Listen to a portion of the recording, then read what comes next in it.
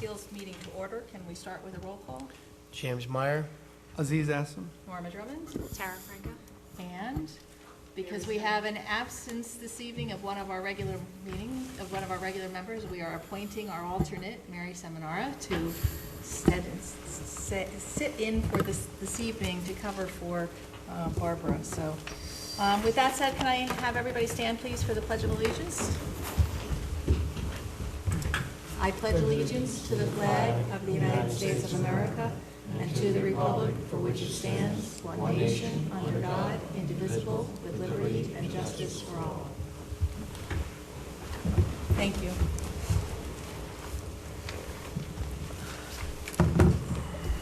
All right, we do have a couple items of business. Our next two meetings will be Tuesday, December 9th and Tuesday, January 13th, assuming we do have to adopt our schedule of meetings for 2015. There's only one conflict in terms of the second Tuesday evening, and that's going to be in September because, again, Town Hall gets used for primary elections. So that one date is suggested to be Wednesday, September 9th. So do I have a motion to adopt the schedule as presented? So moved. Second. All in favor? Aye. Any opposed? No? All right, so that's done. We have two sets of minutes to approve. The first set of minutes, September 10th. Do I have a motion to approve? As amended. As amended, and then we also need to make a change that, No, that's oh, the second one, October. okay, as amended, it's fine. Is there a second? Second. All in favor? Aye. Aye. Opposed? Okay, and the minutes of October 14th, yes, there is an amendment that we need to, John Carl is mentioned as being there, and he was not here at last month's meeting. So I think we just carried the heading over. Sure. All right, so with that further amendment, I think there were some previous amendments that had been done as we circulated the minutes. So do I have a motion to approve the October 14th minutes as amended? So moved. Second. All in favor? Aye. Aye. Any opposed? No, okay, so we're good with that. All right, I'm going to beg the board's indulgence here for item number 1. We don't have a resolution prepared because I honestly think the board needs some discussion on this to prepare the most appropriate resolution. So I'm going to ask if the board would agree to move this item number 1 to the end of the agenda so that we don't keep people here who are here for public hearings here any longer than they need to be. So do I have a motion to move item number 1? I did have Pam notify the applicant so that they would be aware of this. So do I have a motion to move item number 1 to the end of the agenda? So moved. Second. All in favor? Okay. Aye. Aye. Opposed? So motion carries. Good. Okay. So, all right. So we're on now, moving just for general discussion in terms of how our evening works. We have, the first part of our meeting is public hearings. This is the opportunity for members of the public who happen to live near or be familiar with any properties where the board has already seen the appeal, has already reviewed it, and is now looking for comments from neighbors who may know the property better than we do. So there are a couple of public hearings on this evening. And then after we're done with the public hearings, the board will then look at reviews, most of which we have not seen before. There are a couple that are returning, so there are a couple that we have seen and we'll have some additional discussion on. But so the first item of business at this point will be our first public hearing, which is item number 2, Appeal 3698 Shortino, Michael Shortino, 10 Orbit Lane, Hopewell Junction, requesting a variance to allow a proposed 12-foot by 16-foot shed to be located in front of the rear line of his house pursuant to section 194-107 of the zoning ordinance. Do I have a motion to open the public hearing? So moved. Second. All in favor? Aye. Okay. So we are open. Good evening. Good All evening. right, so at the last meeting, we did review where Mr. Shortino was proposing to put the shed, which was very close to the road, right past a little pull-off he has on his driveway. And at the last meeting, we discussed an alternate location, which was going to be much closer to the ridge, closer to the rear line of his house, as close as he could possibly get it with the ridge line that he has with the slope of his rear yard. But we did agree that I would go out and do a site visit. I did go out, meet with him. And I think even I was truly shocked at the slope of the ground at the end of your driveway, how it just drops off so significantly. I don't think the pictures that you had shown us were helped the angle. tell that story. And so, thank you. We now have resolutions, so we can pass those on. So let me, I just want to let the board see some additional pictures taken from that evening. Just so you can get a sense of the difference of that slope. Okay. So the first picture, and Terry, I'm going to share, the first picture here is, essentially we're at the road, and his turnoff is right here. So his turnoff is really very, very close to the road. But you see the slope of the driveway. Again, pictures, it's kind of hard to see sometimes what that slope is. But this gives you a sense of what the slope is. This is that first turn pull-off that he's got, again, very close to the road, and he was proposing to put the shed right here. So when we went up, you get a better sense now of how steep that is, but we actually, and he does have drainage issues, by the way, where he's actually got some pipes that are channeling the water that comes off of his home, because it can't go in his rear yard. They're channeling it actually along the edge of the driveway and down into this area that we had proposed to put the shed. So I actually had him stand there so that we could get a sense, because we had said, oh, well, maybe you can just fill it a little bit and have it go at the end of the driveway there. There's no room on his driveway for it. And so essentially, if you see, this is the height of it. It is almost as tall as Mr. Shortino himself is. So I think that's, considering the shed he was asking for was, I think it was 12 foot by 16 foot? Yes. It's filling this amount of, putting in the amount of fill needed to fill this for the 16 feet, I truly think is unreasonable. So we did look at where would be some other alternatives. And so he actually did stake out, there's why this picture is here, you can see there are some stakes there, but he did stake out, here's his neighbor's house, and here's the slope that's in his rear yard. So he did stake out an area at the bottom of the hill that would be much further back, would be more appropriate, and he has said that within the next year, you'd be putting some screening up so that he would actually be hiding it more from his neighbor, but that you did have a discussion with your neighbor and that he was not opposed to this location. So they're really, you can see the slope of the back of his rear yard. It's just. Where's that on this thing? Right around here. So, no, here's his driveway, so it's gonna end up being over Oh, here. okay. It was at least the 25 feet in. I think he said it was like 30 or 35 feet in. 35, at least from his 35. neighbor's property line. Okay, Okay, so. But there's a and- 20-foot drainage easement also. that's all right. Right, that's So fine. it's- So so it's it's- not in the drainage easement, because we didn't want to worry about any sideline variances. So that's why it's going to be at least the 25 feet in, but Definitely. I think we agreed it was the 35 was going to be more appropriate. And they'll do some screening. Again, I just wanted you to get some sense of what a hill is like, because Yep. he gets a lot of runoff, and he needed to be able to address that drainage that comes off the hill there.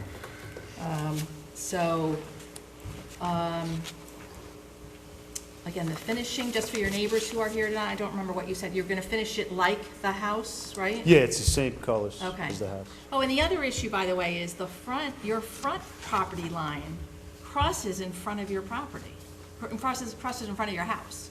Right. It's real So you weird. can actually see where his neighbor's property line is. There's no ability to put it on the other Yeah. side. Not that having a shed not near the Right. driveway would make sense for his purposes.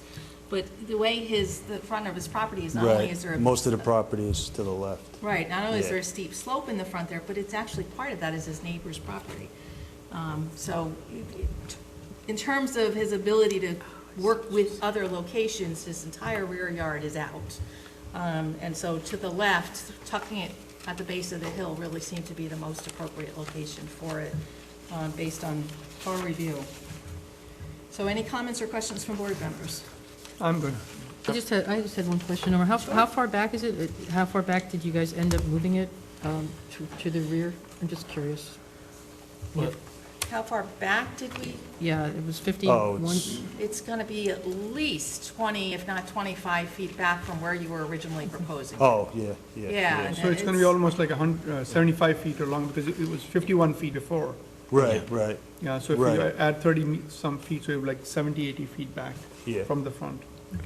Yeah, the, It'll be still in the front of the, Right, still in front of the rear line. Okay, Correct. and I did have Pam in writing up the resolution, I did have her clearly identify the area, so it's not just in front of the rear line of the house, or it's much better defined. Okay. So if you can look at that resolution before we get to it. that's what I'm looking at, that's what I'm not seeing that. It's the now therefore be it Oh, resolved. okay, there it is. I was looking at the beginning part, okay. And I have suggested to John that we should be a little bit more careful about any other shed applications that come in looking to be placed in front of the rear line of the house, that we should be clearer on, Mhm. That Where looks they're good to me placed. now that you pointed that out, thank you. okay? So no other comments or questions? Is there anyone here to speak for or against the appeal from Mr. Sortino, 10 Orbit Lane, requesting a variance to allow a proposed 12-foot by 16-foot shed to be located in front of the rear line of his house? Seeing none, do I have a motion to close the public hearing? so moved. Second? All in favor? Aye. Mary? Sure. Appeal number 3698, the applicant is Michael Shortino. He's requesting a variance to allow a proposed 12 by 16-foot shed to be located in front of the rear line of his house pursuant to Section 194-107 of the zoning ordinance, located at 10 Orbit Lane, Hopewell Junction. Resolution offered by zoning board member Mary Seminara. Whereas the applicant has applied to the zoning board for a variance to allow a proposed 12-foot by 16-foot shed to be located in the front of the rear line of his house pursuant to Section 194-107 of the zoning ordinance. Whereas this action is a Type 2 action under seeker and no further action is required, and whereas the legal notice was published in the Southern Dutchess News on October 29, 2014, and whereas the Zoning Board of Appeals held a public hearing on November 12, 2014, and whereas the Zoning Board of Appeals finds that the granting of the variance will not produce an undesirable change in the character of the neighborhood, as the applicant has advised the shed will be the same color of the applicant's home, and he will provide landscape screening in the area of the shed within the next year. The desired result cannot be achieved by some other means, as the applicant's rear yard is completely comprised of steep slopes exceeding 25%, and the flat area of the property's front yard closest to the applicant's home is the location of the septic fields. The variance requested is not substantial. The proposed area variance will not have an adverse effect or impact on the physical or environmental conditions in the neighborhood. Now therefore be it resolved that the Zoning Board of Appeals hereby approves the request made by Michael Shortino, 10 Orbit Lane, Hopewell Junction, who is requesting a variance to allow a proposed 12-foot by 16-foot shed to be located in front of the rear line of his house pursuant to Section 194-107 of the zoning ordinance. The location of the shed is directed to be not less than 30 feet from the side yard of his property line with 12 Orbit Lane and on the flat area directly at the base of the steep slopes. Be it further resolved that within 5 business days of the adoption of this resolution, the chair or other duly authorized member of the zoning board shall cause a copy of the resolution to be filed with the town clerk and a copy sent to the applicant/owner. Is there a second? Second. Votes as follows. Jim? Aye. Aziz? Aye. Kara? Mary? Aye. And myself, aye, so your motion carries. Thank you Okay? very much. Have a good day. Have a good evening. Yes, I can see another one type in there. All right, item number 3, appeal 3700 Hernandez Zolan. Just for the board's information, the applicant has withdrawn her application after our extensive review. She was notified by the developer of the lot that her deed restrictions were in fact conflicting with her interest in running a business, so she's not going to be allowed to do that. There is no refund of her fee. Pam will make the appropriate refund of her escrow balance. Okay, so I'm not looking for any action on that, item number 3. Item number 4, Coranto Domino.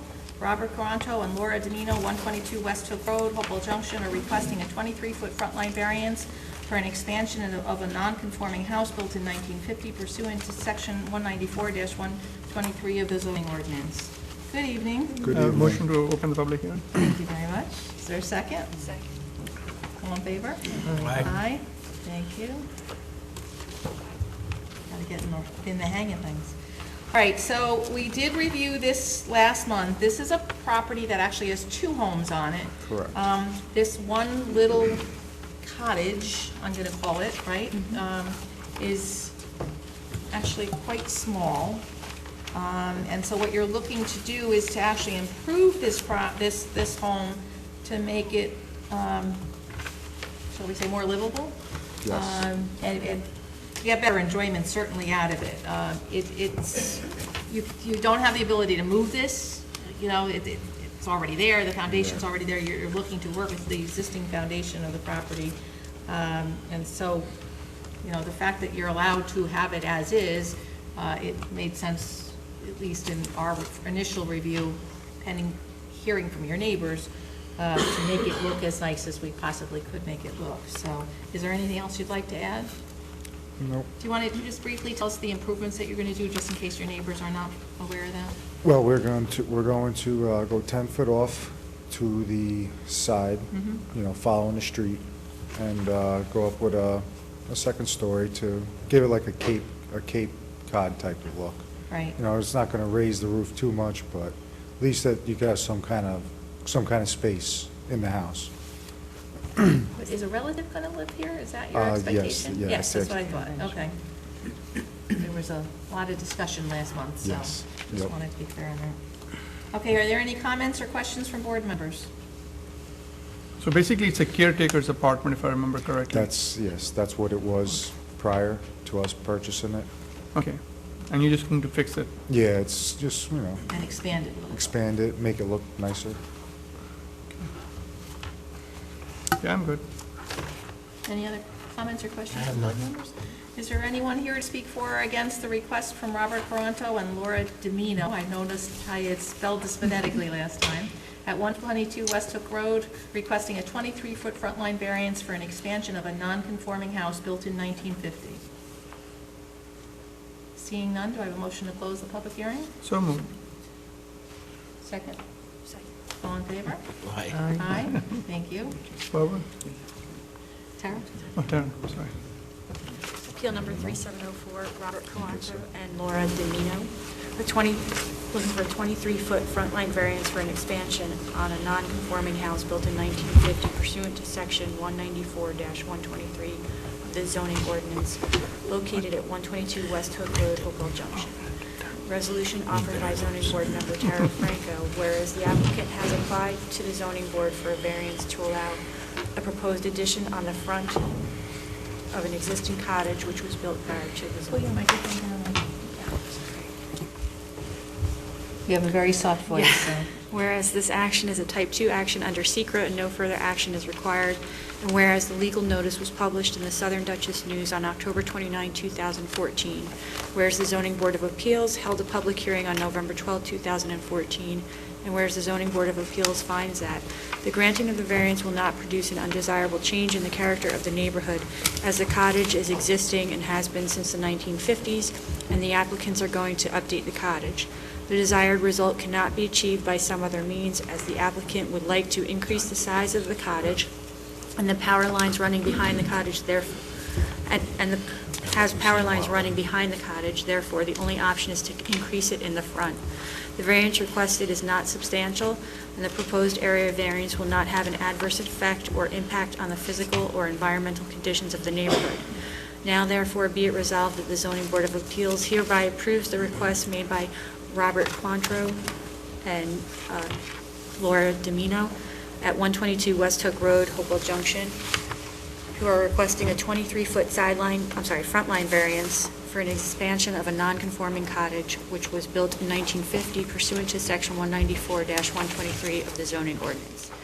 Be it further resolved that within 5 business days of the adoption of this resolution, the chair or other duly authorized member of the zoning board shall cause a copy of the resolution to be filed with the town clerk and a copy sent to the applicant or owner.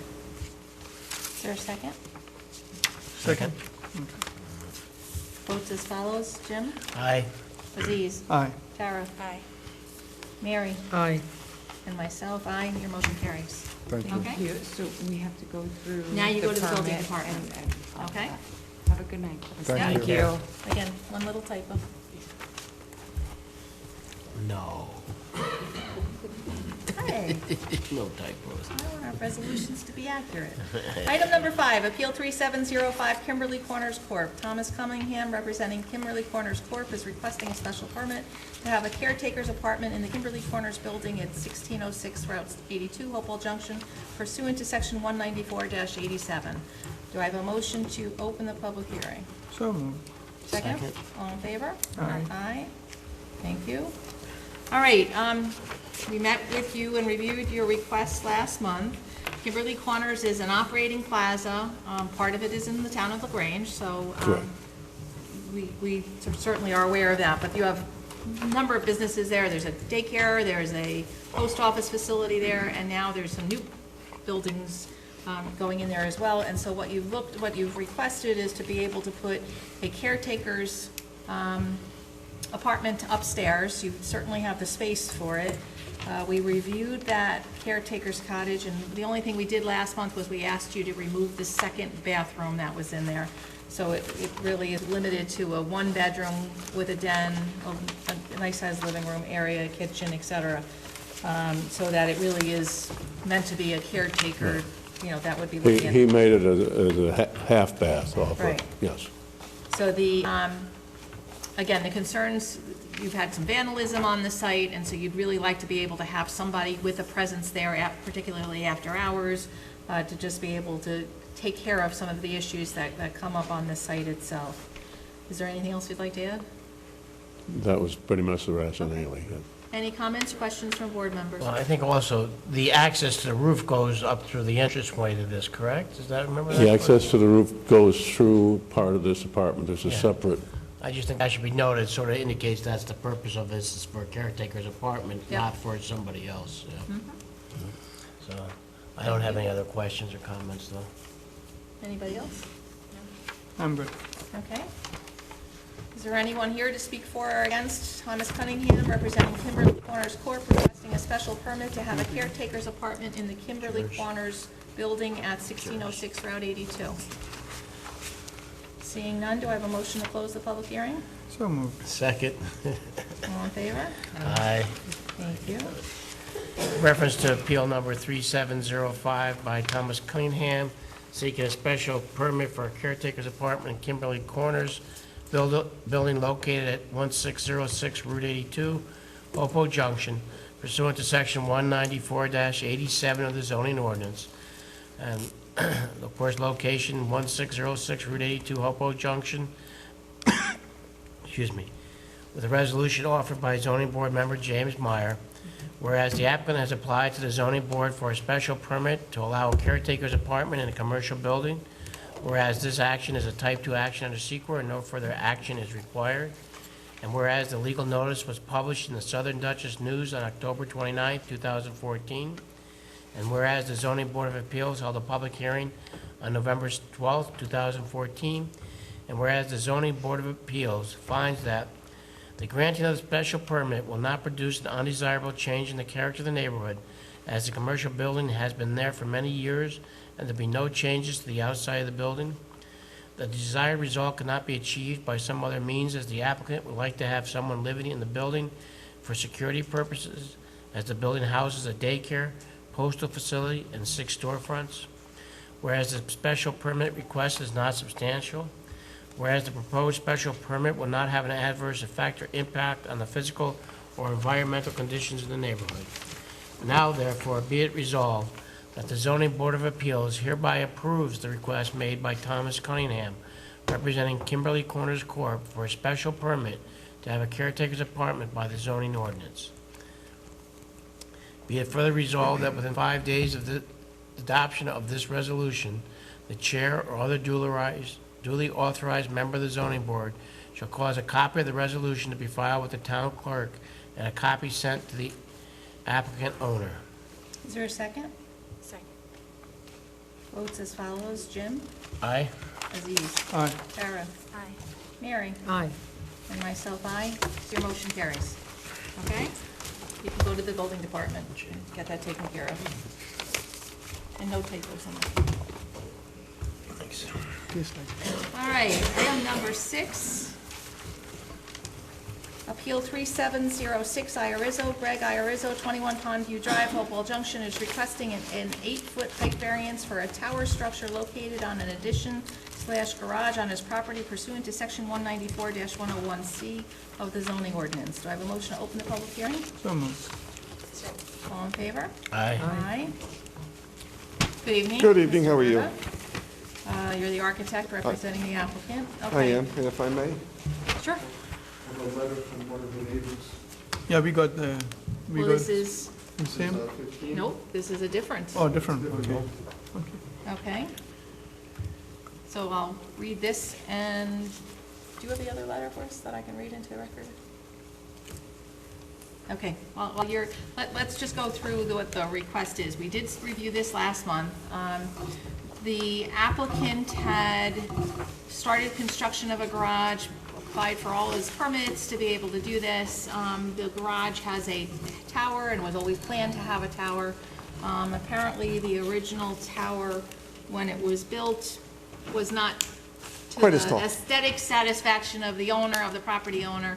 The owner and his representatives had a meeting with the town building department and reviewed a section of the code that they thought might allow them to have a higher structure within the tower based on how far back the property is, how far to the sideline, and so an appropriate distance, God forbid, something ever happened and the tower were to fall over. Correct. And so based on that meeting, the applicant and you as the architect redesigned the tower, and instead of being a 4-on-4 pitch, the tower is now a 12-on-12.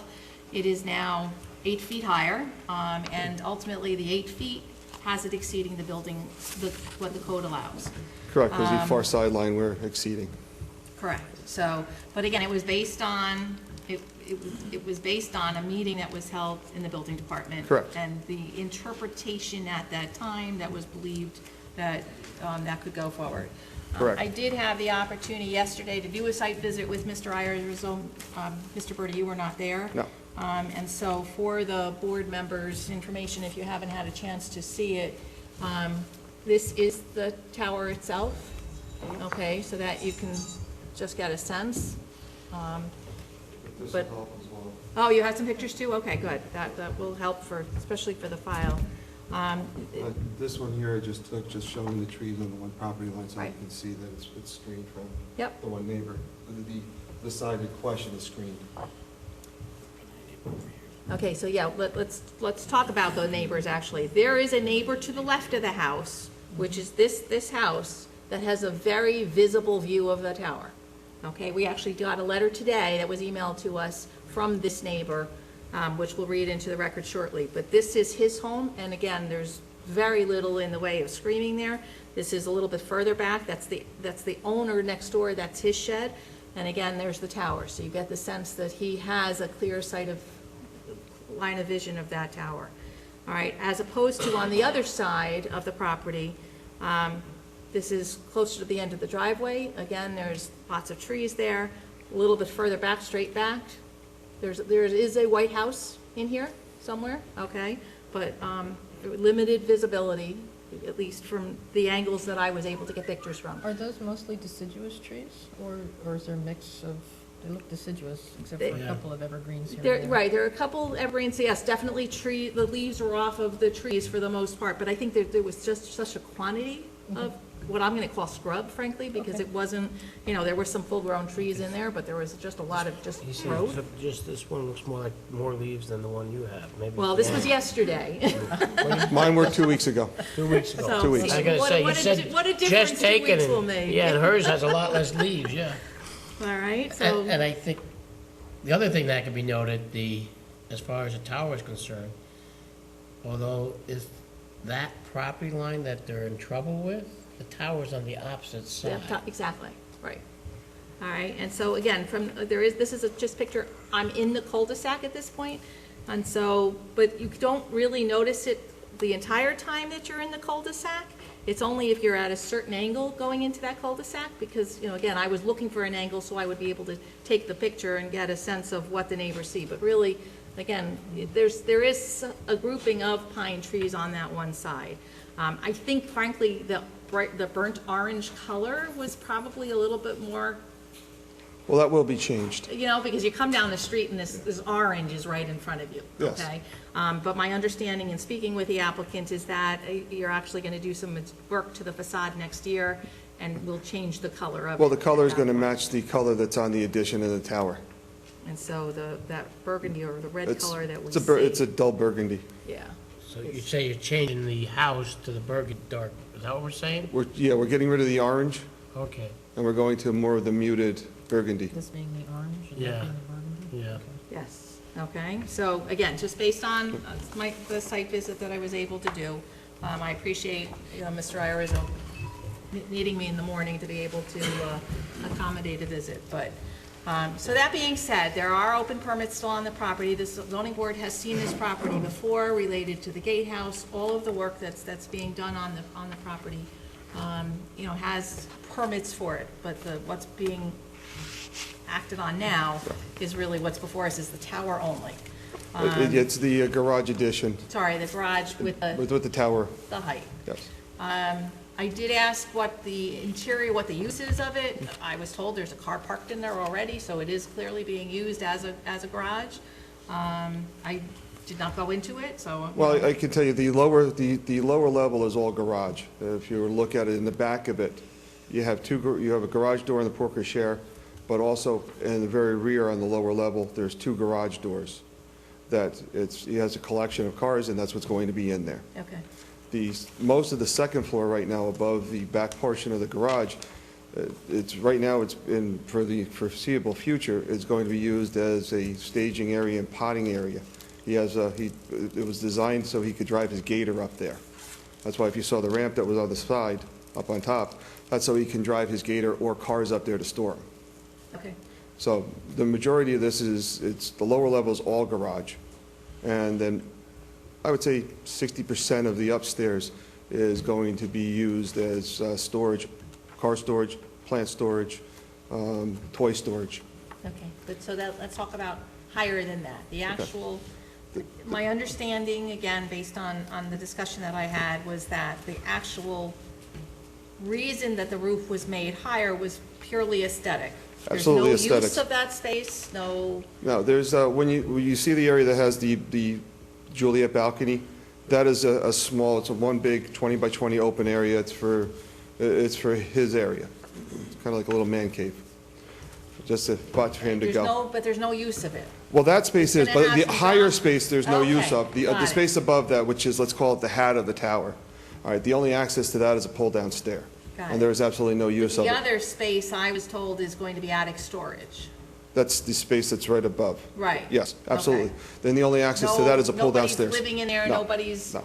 putting a couch in there or anything like that. We gotta be No. careful what you mean by man cave, Okay, okay? well, no, the only It's not a access to. TV or something like that. No, no, no. The only Like- access to that right now is a pull-down stair. Okay.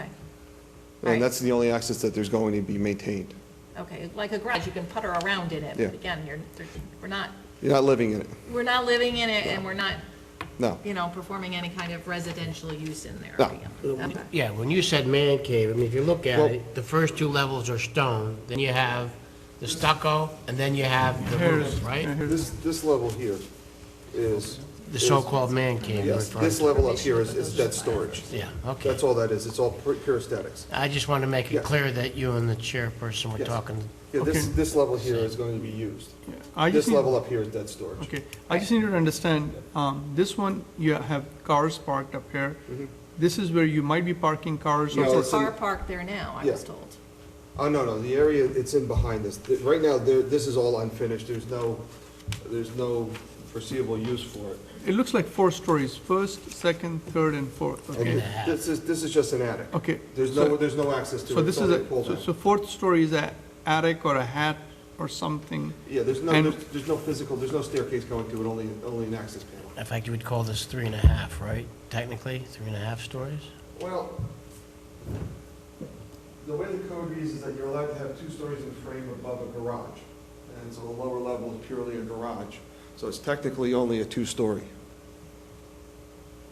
I'm talking about technically the height of the building. The height of the building, yes, it's 3.5. 3.5 stories, technically, that 20 I by just want to 20 make it clear, section. it's not really 4 stories, as we call technically, Architectural terms, 3.5 stories? It's technically architecturally, it's 3-story only because the top level is purely an attic. So those Okay. attics are never considered a story. Okay. Okay, so for each of the store, 3 levels that you have, first level is for car parking, garage. Correct. What is for the second level? Right now, there's no use of the second level. It's unfinished, and that's the way it's going to maintain. Right now, there's no use. I mean, eventually, it may get used into a playroom, but that'll be it. But I doubt that. Right now, there's no need for that. He wanted, really, the reason why this all started was he needed the garage space. And so then he needed storage space. And that's where this thing kept evolving to and how we got to where we are with the design. And then he wanted then the tower came about as part of, the tower was always part of the design. It was just a smaller tower. And then as he was been traveling and seeing things, he's, wanted to try and do things to his house. And that's where this tower has now evolved. As of this point in time, there's no use for the space planned in the immediate future. It's going to be left bare stud, insulated with bare studs. And that's the way we're going to You get the lost me CO, there. and that's the way it's going to be. I'm still confused, too. Yeah. The first level is for cars, is that the entire stone area? Is that what you're considering the first level? I got lost in the Yeah, you lost me, because diagram. before you were talking cars, and then So- above it, So, you're This whole level talking down here is, this whole level here is car. this, right here. Yes. And what is this next section above it, that's still stone? That's Is it- storage. Right now, that's all unfinished, and it's going to be maintained as unfinished. Is this one level, or is there a ceiling? There's a Is there? ceiling in there. Okay. There's a ceiling in there. And then the So second when you level, say which the is- second level not used, you mean this That level? level, correct. Okay, so it's, Uh, So the- is there's that an a area in the second back that level in uses- stone? yes. this is where you got me confused. Yeah, now. now I'm confused. Originally, you said there was going to be an area where you're going to put the gator, and it's going to be used for staging and That's storage. correct. That's the second level? Yes. Okay. There's 2 sections of, and this is why, Well- you really have, sorry, you need to see the plan, I wish, instead of trying to explain Well, it on the no, other. I think you The just- garage, what you see in the front, it L's into the back as well. I It goes understand back that. almost another 100 feet in the rear. I understand that. And so there's 2 sections of the use. The front section, I mean, the whole lower level is garage, that's it. Now, there's a section in the back which is about 75 feet long, which is where the plant storage and the gator storage is. Okay. Okay, then there's a small section in the front, which is where the stone is on the second level. That's all unfinished, is going to be maintained as Okay. unfinished area. 'Cause that actually then goes across the, The front of it across the porte cochere, yeah, I can't which, say that. that porte cochere is very narrow. Worcestershire, and that goes all the way across over to the Let's house. just say Porco. Yes, and that area is very narrow. It's really, it's meant as a walkway, but there's nothing there. It's going to be maintained as bare, as open, unfinished area. When you say very narrow, how wide? It's 14 feet. What? 14. 14? And so what's happening on the third level now? Well, that's the one area that's a little area for him to go. Yeah. You know, he's going to walk through the unfinished area, go up a set of stairs, and that's his little area that's going to go, for him to kind of get away from family and just be on his, meditate, whatever he wants to do there. So basically, he has got 3 levels of use of this particular tower. 3 levels. Correct. Okay, and then there's this pull-down hat area. It's an or attic, then half- there's an attic area above Okay, it. so which is gonna be just storage or nothing? Nothing. Okay, I so mean- basically now, again, when you go into 3 levels, don't you have a requirement that you have to have stairs if you go beyond two stories? Well, there is a set of stairs inside. To get to the. Yeah, I mean, there's a set of stairs that go up, yes. correct, okay. But to the attic, all there is No, pull-down no, because stairs. this is the attic portion. Right, so that just says pull-down stairs. This Okay. says real stairs. Okay, stairs, and then, There's a ramp to Okay. this. and the ramp comes from back someplace? Or the side. There's like a, It probably goes up. it's like a bridge that. Oh, I see, okay. You see it? Okay. Was that another picture if you didn't? Okay. I see, so from, the ramp comes from the side, okay. Now, again, just for the purposes of our file, based on my visit yesterday, the survey that we were given, there's so much more going on this property than what's being represented on the Yeah, we just survey gave you, that we we were just, given. years ago, we just gave a partial survey showing where it was, not Right. what was, yes. All right, so again, we're not dealing with the fact that there is a garage there. The garage was properly permitted and, constructed. The issue we have before us is Yes, strictly the height of the tower. All right, so the use of the other space, it could play into, again, if this was usable space, it could play into whether the tower is needed or not. But my sense is it was done strictly as Aesthetically, for aesthetic purposes. absolutely. Yeah. You can see the ornateness on it, well, the detailing that he's Right. worked. Just because it's the style, and then you can see we're going to be carrying that through the rest of the house, so we'll all tie together. Okay, but in terms of substantial work, construction work at this point, Other for the than, most part, the work is I completed? I would say at this point in time, the only work left to do, that he's going to do, is obviously the stucco that's on the house right now is terrible. It's, Okay. one, the color needs to be changed, but the actual stucco itself is literally falling off the building. Okay, but that was that's On on the the original. original main house? On the original main house, That's the stucco that was put on was not done very well, and it's actually cracked and falling off. So the stucco will be removed and replaced with the same stucco that we have on the garage addition now, same color. And then the only other real construction that's going to be going on the outside is we're going to be doing something with the front entrance to get a better roof covering for the front door. Because right now, the way the roof is so high, it does absolutely no good to protect it. So So we're going to be doing something the with the lower, entryway but there, the you're entryway. just looking to, Other than that, some kind of shelter there? yeah, other than that, the outside, all the stucco on the outside is going, all, the But rest, that work is not being done now, there's no permits that will or be anything done, for that? that will be done in the spring? spring. And then Okay. once that is done, and it's minor, I mean, all things considered, with everything else that's been going on, that's going to be minor. It's going to be removing and replacing the stucco Okay, and replacing the windows, to more energy efficient windows, because as long as we're taking the stucco down, now is the time to do it. how old is this house? 90 is, late 90s, Okay. mid-90s, something like that. How are you getting in and out of the tower? Are you coming from both the back garage and the side? Is that- Well, right now, you, to get into the tower, you go, you either go to the ramp that's on the side of it, Okay. all right, or there is a set of stairs that, from the Lower lower level to go up there, yes. And then coming across? There's no access right now, and there's not planned on, from the main house itself. The only way to get into this structure is to go basically outside through the portico, Okay. and then into the garage, and then up. Okay. So we have no, there's no physical access inside, from inside the house into the structure. The pictures, the two pictures you just provided, are Yes. those for our file? Absolutely. Okay, I just wanted to be sure before. When were they taken? And they were taken 2 weeks ago? No, I'm sorry, it was the day I picked the sign up, so 21 days. Oh, okay, 3 weeks. 3 weeks, sorry. The day I picked up the sign, I came over, put the sign in, took pictures of it then, so this way I also have And the sign was still there yesterday? I also have a record of the sign being placed in case it was ever questioned. Okay. All right, so we do have 2 letters from neighbors that I'd like to read into the record at this point. The first one dated November 5th, to whom this may concern. This letter is in regards to our neighbor's home at 21 Pondview Drive. We have absolutely no complaints or issues with any of the additions that have been done to the structure of the house. It merely demonstrates their unique architectural vision and in no way impacts us in a negative way. Please feel free to contact us if needed. Thank you. Sincerely, Anthony, I don't want to mispronounce this, but Dagnese and Kimberly Dagnese? I'm guessing, okay. Rizzo's shaking his head yes. Okay, thank you.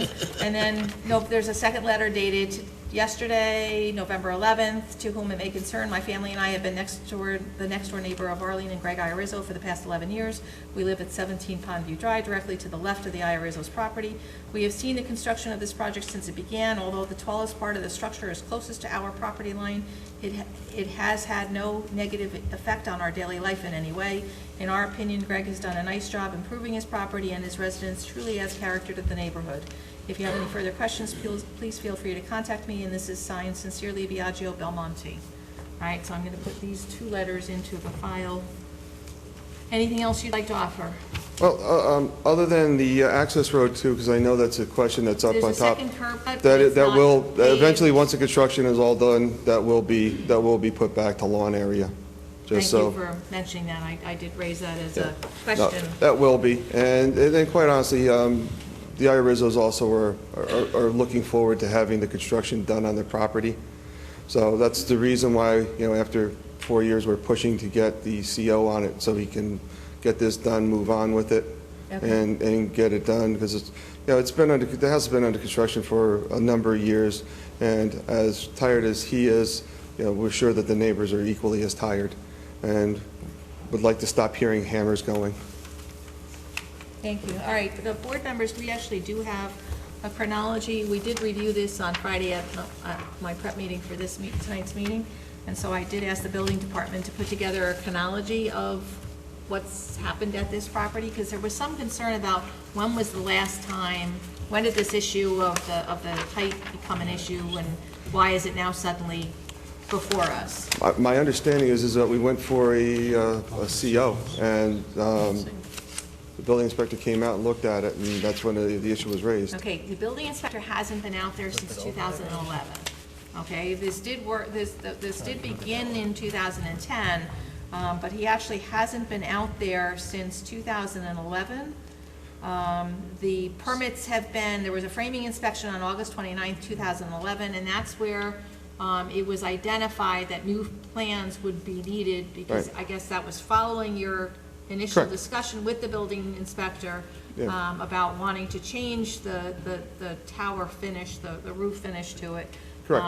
And so, based on the discussion that you had and the positive feedback that you received, that you proceeded with It took the us construction. it took us about 6 weeks from that meeting to actually come up with the design that was satisfied, was approved. Okay, so And- the last inspection, though, was August of 2011.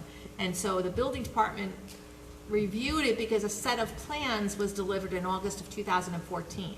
Now, again, the permit is still active, it's been renewed every year, and apparently the construction occurred during the meantime, but the town had not been out for an inspection. Yeah, and I have to, The town engineer did actually try to go out on Monday to do one, but there was some miscommunication in terms of his ability to be able to reach. Yeah, and I have Mr. to, Iredell. it's, the reason there hadn't been any inspections is because the process had been so slow. Things were put up and ripped back down, and put up and ripped back down. So this has been a painstaking process just to get it to where it is now, even to be ready for a framing inspection. Okay. And so ultimately, the plans came in August of this year. The building inspector reviewed them, identified the fact that the height that's ultimately there now required the variance. The applicant, the applicant and Mr. Berter were both sent an email identifying the building inspector's issues. So that was in August. Then in September, they filed the request for the variance. So, and that's why we are here at Here this today. point. All right, so if there are any questions or comments from board members, I think I'd like to hear those now. I'm okay. All right, if not, is there anyone here to speak for or against the request from Greg Iarizzo, 21 Pondview Drive, requesting a 8-foot height variance for a tower structure located on an addition/garage on his property? Seeing none, do I have a motion to close the public hearing? Yeah. Close and let's reserve our decision. I think Close and reserve, we've yeah. got to be very careful about how this gets written, okay? So I approve, second the motion, You'll make the motion to close and close reserve. the public hearing and reserve the decision. Thank you. And I Second, will second that. all in favor? Aye. Aye, okay. All right, so next, our hope would be that next month we'll issue a decision. Okay. I think, 62 days. we have 62 days, exactly. And by the way, I didn't mention, but you're the first one who would actually have to come back. In case of snow, Lisa, if you don't mind, please put this in the minutes, if for anybody reads it. In the event of snow, for the December meeting, we will just not, and town hall is closed, we will not have a meeting, but any issues that would have been on that night, so anybody who, at their review tonight, gets scheduled for a public hearing next month, anything that was scheduled for next month, for December, if it snows, would just get moved to January. Let's All not, right, let's hope there's no makeup snow in meetings December. for this board, okay? So, yeah, no, let's think summer, but it's coming, so, all right, so we are closed and reserve. Our hope is that we'll be able to issue a decision next month, okay? Okay. We'll see you then.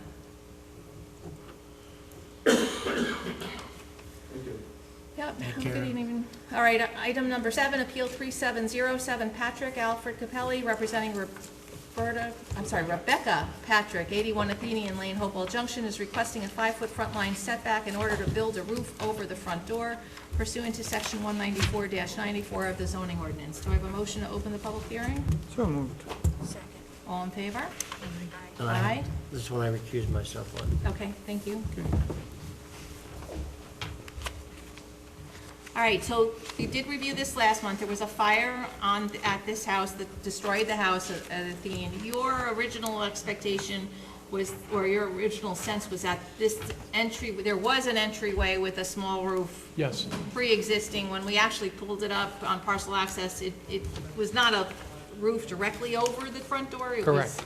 So, yeah. Facade was much higher, And we so- discussed that last month, clarified that. I even updated the narrative, if you will, just for the record. Right, but the front stoop is not changing, so the front of the house, I have here the partial floor plan, front elevation, the plane, and the undulations, the ins and outs of the house. The footprint of the house is exactly is the same. identical to what was The there. only thing we're doing here is having, right now, there's a tiny little stoop. If you go out there right now, the stoop still remains. It's not even 3 foot wide. It's about 32 inches by a little bit over the width of the doorway there. We'd like to make that a comfortable, concrete area and cover it. So that's what we're looking to do. 1 story, little metal roof. You can see the columns, comes out the shaded area. What we tried to illustrate there, everything else remains the same. And so now it will be coming out the 5 5 feet. feet? Sure. Okay. Well, yeah, that's a normal sidewalk with, would be 5 feet, so. It's comfortable for the size of the house, so. So it goes from 32 inches to 5 feet. 32 inches to 5 feet. That's correct, 32 feet, 32 inches isn't even code. Right. How it's there, how it was there, who knows, it's there, we want to make it 5 feet. Okay. I'm okay. Comments or questions from board I'm members? good. No? All right, is there anyone here to speak for or against the request of Rebecca Patrick, 81 Athenian Lane, Hopewell Junction, requesting a 5-foot front line setback in order to build a roof over the front door? All right, the only thing I, again, want to make clear is this is not, even though it's new construction, it's really replacing a house that was burned down. Correct. And so you're using the existing footprint, you're just making the stoop more in compliance and That's putting a correct. roof over it. But this is not new construction, we're not laying out a house new Correct. in this location. Correct. So with that stated, so I have a motion to close the public hearing. So moved. Second. All in favor? Aye. And All right. This is appeal number 3707. The applicant is Alfred Capelli Jr. for Rebecca Patrick, requesting a 5-foot front line variance for a proposed roof over the front door pursuant to section 194-94 of the zoning ordinance. It's located at 81 Athenian Lane, Hopewell Junction. A resolution offered by zoning board member Mary Seminara. Whereas the applicant has applied to the zoning board for a 5-foot front line variance in order to build a roof over the front door pursuant to section 194-94 of the zoning ordinance. Whereas this action is a type 2 action under seeker and no further action is required, and whereas the legal notice was published in the Southern Dutchess News on October 29, 2014, and whereas the Zoning Board of Appeals held a public hearing on November 12, 2014, and whereas the Zoning Board of Appeals finds that the granting of the variance will not produce an undesirable change in the character of the neighborhood as the previous house in this location was destroyed by fire and is being rebuilt in the same footprint with the exception of the proposed roof. The desired result cannot be achieved by some other means as the house is located 50 feet back from the front property line, which is the requirement of the code. The variance requested is not substantial. The proposed area variance will not have an adverse effect or impact on the physical or environmental conditions in the neighborhood.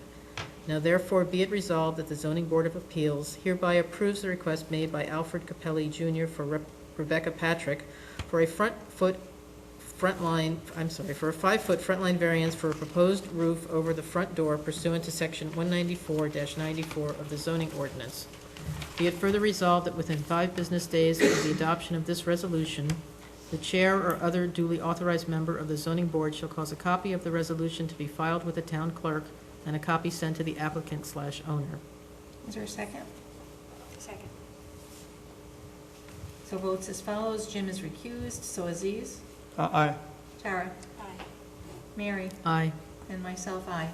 So you're all set. Thank you very much.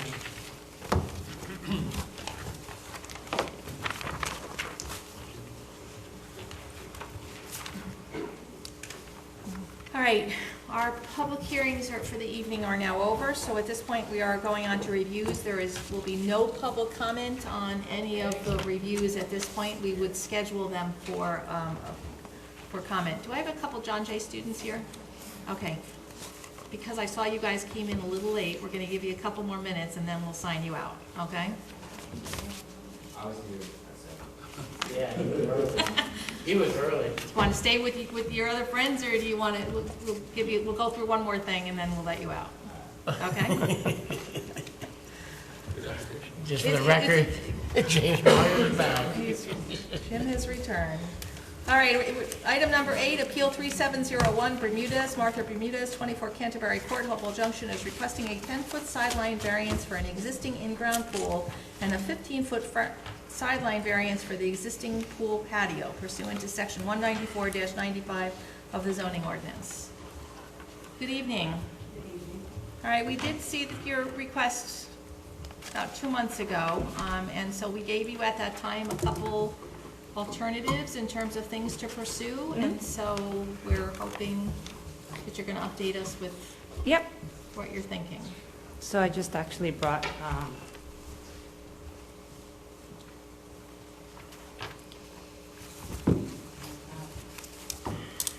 Thank you. If you have an extra one for the clerk. Thank you. Mhm.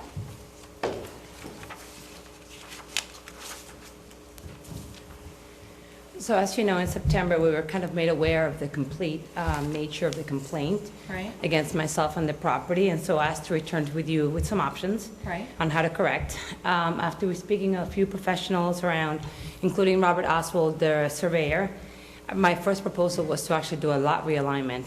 I thought that would be the most reasonable solution and probably the best for all.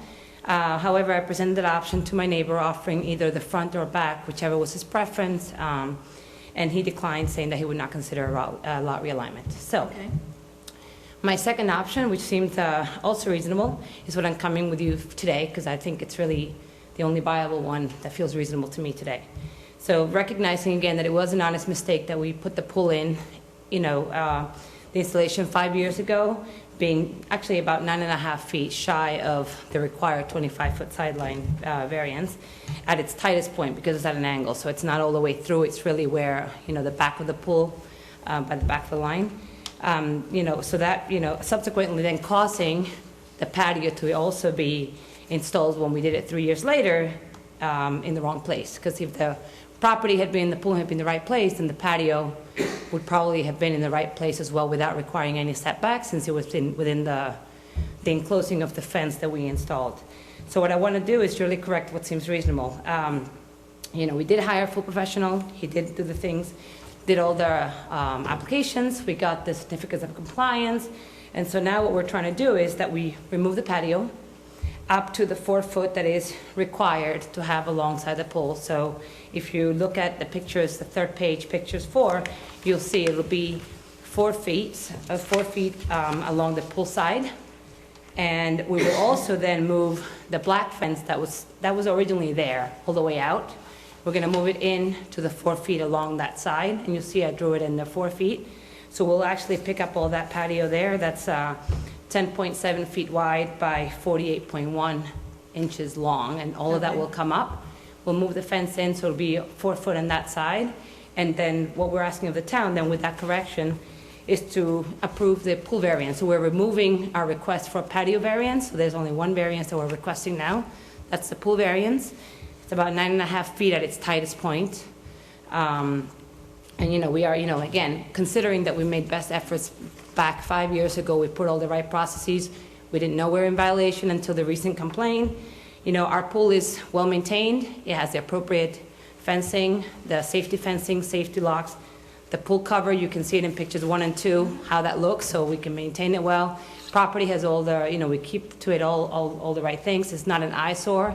As a matter of fact, the neighborhood actually enjoys it. All the neighbors come swim there. All the kids in the neighborhood come swim. So I don't think it's detrimental to the neighborhood in any way. And that's it. You know, at the end of the day, I mean, the pool, we set it pretty far back from the house. Our own house is 60 feet back. We measured it. It's, you know, way back. So it's pretty far back in the property. It's not like it's in my, not like I open the door and I jump in the pool. I have to walk 60 feet. So for every other neighbor in the property is at least that, if not more, from their deck or house. That's what I'm putting in front of the board to consider. Okay. I should have mentioned that at the last meeting. You definitely brought it to our attention that when you installed the pool and the patio, you were thinking that the tree line was your property Correct. line, not recognizing that the tree line went at one angle of your Correct. property line. Yes, there's went at actually, another if you look angle. at that picture, there's actually about 9 or 10 feet of grass to the pool fence, the black fence that I Right. currently maintain. True Green, we pay True Green to, you know, to do all the treatments every year. Right. And there's a little bit of shrubbery there or trees, and then the next door, so I always assumed that our property went all the way to there. I forgot to mention, last time you guys brought up the red brick that's there, the The red landscaping Yes, I stone. was just gonna ask you about that. Red, you know, we'll remove that too. That I will mean, come up again, too? we didn't know, Okay. so that'll come up too. Obviously, we're gonna have to move that in and then reseed all that space to make it grassy, because I'm not gonna leave a plot of dirt in the back of the yard either. You mentioned that there's a 4-foot patio required by code? Well, I thought I was told there's a 4 foot around the pool that has to, you know, to get into the pool. You can't put the fence up against the water. There's no, you don't have to have a patio at all around your. Well, no, but there's So- I thought there was a 4 foot around the For pool. the fence, you No, have to have but- at least a 4-foot fence. Okay, around yeah, no, your that pool. I know. I'm Right. saying in order, I mean, I guess, there's usually, in order to get into the pool, you have to step onto something. Right. So we were Well, told it had to be. Are there stairs on this side of the pool, or are the On stairs on the other side closest to the house, there's stairs to get in, but Well, just, that's the main stairs, but then there's usually, at the end of the, other end of the pool, there's usually a second set of stairs. no, it's a deep end on No? the other end. Okay. So it just has so you So can get there's no around the, stairs there's no ladder or anything out of the deep end? there is a ladder on the deep end. Okay, So on which- there's on like, which side? you know, on the other side. The other side, okay. So that side, because the ladder is there, you Requires want to have, make sure you have some kind of patio there, and that's not the side that's in question. Correct, it's the other side, but just to keep it even and to just give a Well, little space to I get understand. into the You wouldn't pool. want grass clippings and all the rest getting into your. Correct, so it's I just a do get 4 that. foot, yeah. And Okay. we'll keep it, you know, it's what it's currently on the other side, that's what we'd make it on the other side now. Okay, is there any chance, have you considered putting in any screening along as you replace the black fence, move it in? Have you considered putting any bushes or anything along there to, I mean, there is, as I mentioned, there is, like, in this, at least in the summertime, there is already trees and stuff that go, Right. right? I mentioned there's like those 9 feet, so I wasn't planning on it, because I don't think, I mean, what we did put up this year is we put a bamboo fence on the side, on that side, like up against the black fence, just for, and we take it down now because it's bamboo, so you have to take it down in the wintertime to protect it. But, you know, we Okay. did put that in this year just to provide more screening along that one side. There is a, you know, there's only a little bit of gap between that and the other house, which is a current 2 8-foot panels that we have there. You see them in one of the pictures. So we have Right. that too, so this I guardrails mean, from I that see a corner. couple trees, I don't, you know, but again, in terms of noise and, you know, the having like some evergreens or arborvitae or something like that would be able to not just serve as a visual boundary, but would help to absorb some of the noise that's associated with the pool, or Yeah. the discussion on the patio or something like Yeah, that. but the problem is that your pool is encroaching, if I remember correctly. The pool's not No, encroaching. no, I mean, the patio is encroaching approximately 6 inches. No, that was the landscaping rock, which is outside of the fence, which I just said we would remove that. Okay, The pool and the fence, everything in the patio itself is not, it's, you know, there is up 6 inches away from the property line currently. So it's very close, and that's what we're proposing, we would pick it up and move it in all the way up to 4 feet where I marked it on the pictures. correct. So basically, I mean, even if you move it 4 to 6 or 7 feet, whatever. I'm moving you it 10.7 put- feet in. So that, Just cutting down the patio 10 feet. correct, and so then you have this red, Stone? that's- Stone. The little crumpled stone, yes. correct, and then you may not have enough room No, I won't have that. I'm to just, put that's, the shrubs and things or other screening because, you know. Well, she'll have the room because she's removing, she's reducing the variance. She Yeah. still has. I'm asking for no patio variance, I think. I don't think I would, I mean, does it still require a variance? It's not a patio, Patio it's... is 10 feet or 15 feet? 15. 15 feet, so you're still gonna need a variance for the patio. A 4-foot Of 5 variance? feet. 4 feet? 5 feet. If you're gonna have, if you're gonna have 48.1, I'm 10.7 right now, I'm removing, and I'm 6 feet, so I'm 11.1 feet away. I guess from the tightest point, I'm 11.1 feet away from the property line. anything over 11 feet, we have to go to the full foot, so Okay, you So would 11 need a 4-foot then variance on that for the corner. patio. Okay, so you're still gonna need a variance, because so, But then I can't, then I can't put a fence up if I don't have anywhere to put it. It'll be up against the water. no, but the fence can be on your property line. The fence doesn't have, unless depending upon the height of the fence that you're putting, the fence The doesn't have fence is the an one that I issue have about there, how I'm far just in gonna move is. it in. I was just gonna move it in because it's, Right, but, so what I'm asking is outside of that fence, when you replace the fence, you move it in, are you considering putting any, I wasn't at this point, Bushes no. along there. No, I wasn't planning on putting anything up right now. Have you spoken to your neighbor about these proposed changes?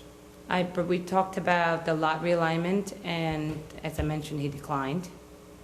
No, I've asked you about these changes. Did you mention them to him? That we wanted to pick up the patio, yes. And what the result was gonna be? Did he say anything further, or you?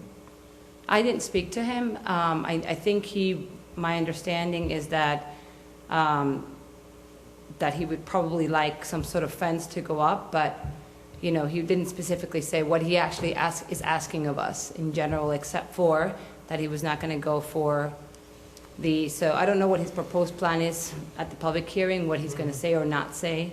At this point, what I know is that he's not happy where things are today, and, he was not interested in a lot line he was not interested in a lot realignment. He was fine with us picking up the patio, I would assume, because, it would satisfy the things that he's asking, which is to put our house in compliance. So I'm going as far as I can without physically having to lift up the pool itself. Well, that's, I guess, my other consideration. You keep saying that you hired a professional to put in the application. Didn't you submit the plans and sign the application yourself? Yes. So, and you did not put the pool where you said you were going to, according to the application. Right, we went over this already. I thought it was in the right place. I was understanding that the lot was this way, so when I looked at it... You didn't put it in the place where you marked on your plans. Right, we did have the building department provide us with a copy of your application. Correct. And you completed the application yourself, and the location that was drawn on, the Yeah, actual the pool is... The gentleman in the pool company, yes, yes. not in the place that you indicated on your Correct. application it was going. Now that we did the survey, yes, we realized No. that it's not. The place you drew the pool on your submittal is not the place where you put the pool. On your plan, with your application that you submitted to the building department, has the pool drawn in on the plot. That is not where you put the pool. That is correct. Okay. And you haven't explained to us why did it move? Was there I- some physical reason, something in your yard that made it get moved I over, don't or- know why the pool was not, as I mentioned to you the last time we were here, I didn't know the pool wasn't where, I hadn't looked at it. I saw it when I saw the complaint being put this summer that we did another survey in the land and the pool was in fact closer to the line. It was then that we realized that it was moved. When they came to the inspections, there were 3 of them, when we marked where the pool was going to be, when they dug, and then when we finished it. So I am not an expert. I recognize that I have to know what has to happen, but I'm not an expert either. So if I see an inspector coming to inspect what I'm doing, I'm assuming that they're inspecting the things being done along the way. And so if they tell us we are in compliance, and I'm in compliance, I'm not going to question what they're approving for us. I assumed they went in correctly. It wasn't until the summer that I realized that it was in the wrong place.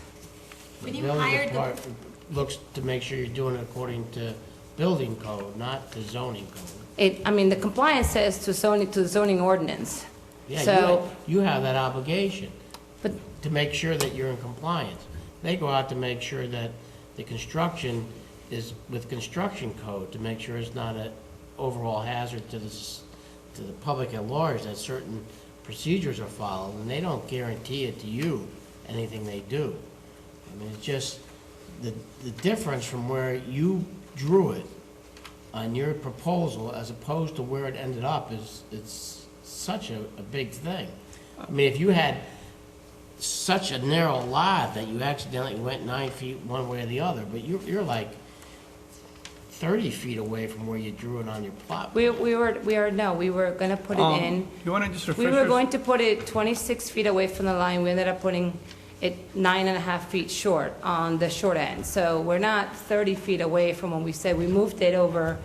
I mean, he put it at 9.5 feet closer than he said he was going to. Right, Okay. you said you were gonna be 26 feet You from wanna- the you wanna- line. You're you wanna- now telling us by your own That we design are. today that you're 14 and a half feet away. No, we are not.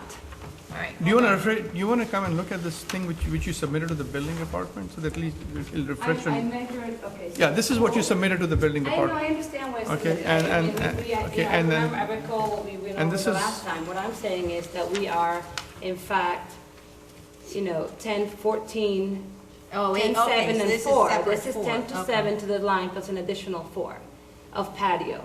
So 10, 10, 7 plus 7 4 plus 4. is 14 and a half. 14, 26 minus 14 and a half, or 14.7, not even 14, 14.7, yes. is 12 feet, or 11 and a half feet. 11 feet, yes. So your pool got moved Yes, 11 and a half yes, feet, Yes, okay? right.